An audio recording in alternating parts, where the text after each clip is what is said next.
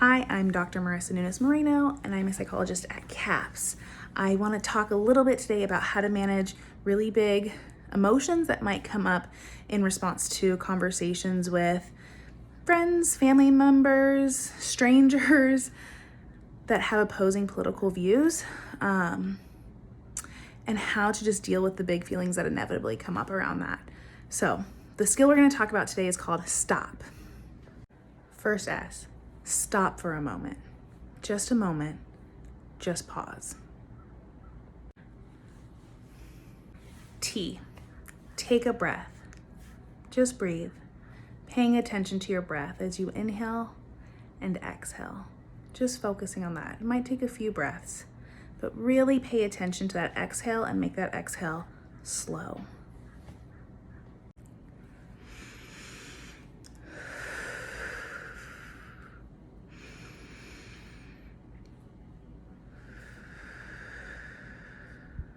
Oh, observe.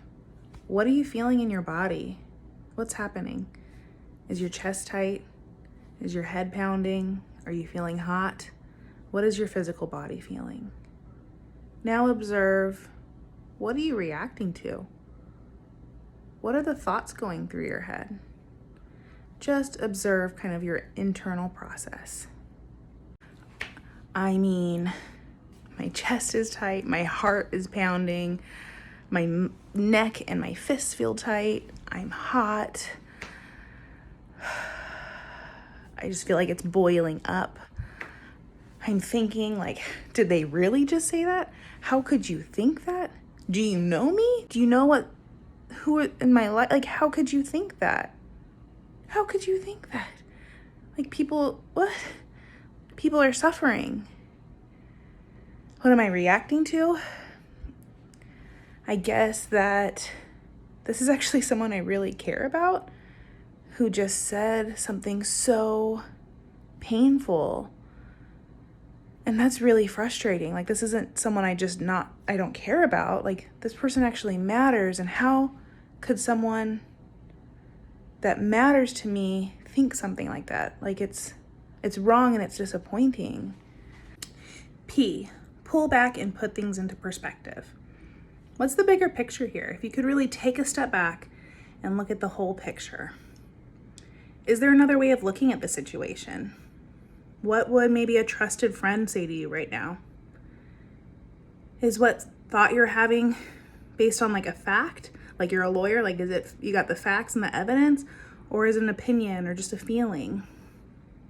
Is there a more reasonable explanation? In 6 months, how important will this be to you in 6 months? Some things to think about. Bigger picture. This person's in my family. They are important to me, even though I'm really disappointed in them. That I don't have to spend a lot of time with them. I'm just here a little bit. They influence my nuclear family. That's problematic, but they don't have an influence in the community. They keep to themselves, which means their views too. Another situation or another way of looking at this situation, I guess. Some people treat politics like political parties like football teams, and they are die hard for their football team and are going to cheer for them no matter what.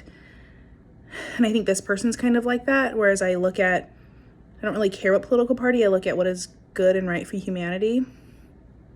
And I guess people have different opinions about that too, but this person holds really harmful things towards others.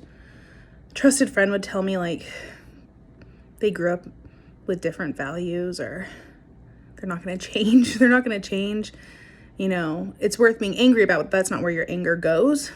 That's not a place that's worth putting your anger. There's a lot of facts happening, but I'm definitely following my feelings far more than other things. And in 6 months, I already know this person's not going to change. What I do right now, if I give this person a lecture or get upset with them, they're not going to change. So nothing I do right now is going to matter. And in 6 months, I don't think I will care if I say something or not, because it's probably going to have the same outcome. P. Practice what works and proceed. So right now, what's going to work best for me? What about others? The situation?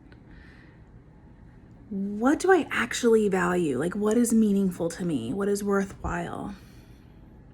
Ask these questions and then think, what's going to be the most effective? And proceed with that. What's best for me? This is someone who's not really open to discussion. They don't respond the best. They're not open. They tend to argue a lot. I'm really tired today. And I don't have room to argue. I would have room maybe if we could have a conversation, maybe if we could share some viewpoints, but that's not usually how it goes with this person. This person gets pretty argumentative and could be kind of hurtful. So for me right now, I think it's probably best that I not. And maybe for this situation, because I know it upsets others around us, and not that that's why I have to hold back, but like, if it's not going to help, it's not worth, I don't think it's worth it. I value these conversations, but I think I need to come back with a clear head and say, hey, what you said bothered me, and I would like to have a discussion about it. If you would like to have a discussion, but I don't want to have an argument about it. And I think that would work better for me, but I need to calm down first. So for me, that feels like that is the most effective way to handle this situation, and that's how I need to proceed.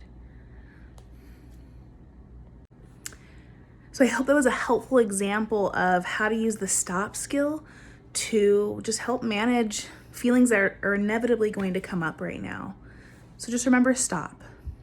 Stop, take a breath, observe, pull back and get perspective, and practice what works, and then proceed.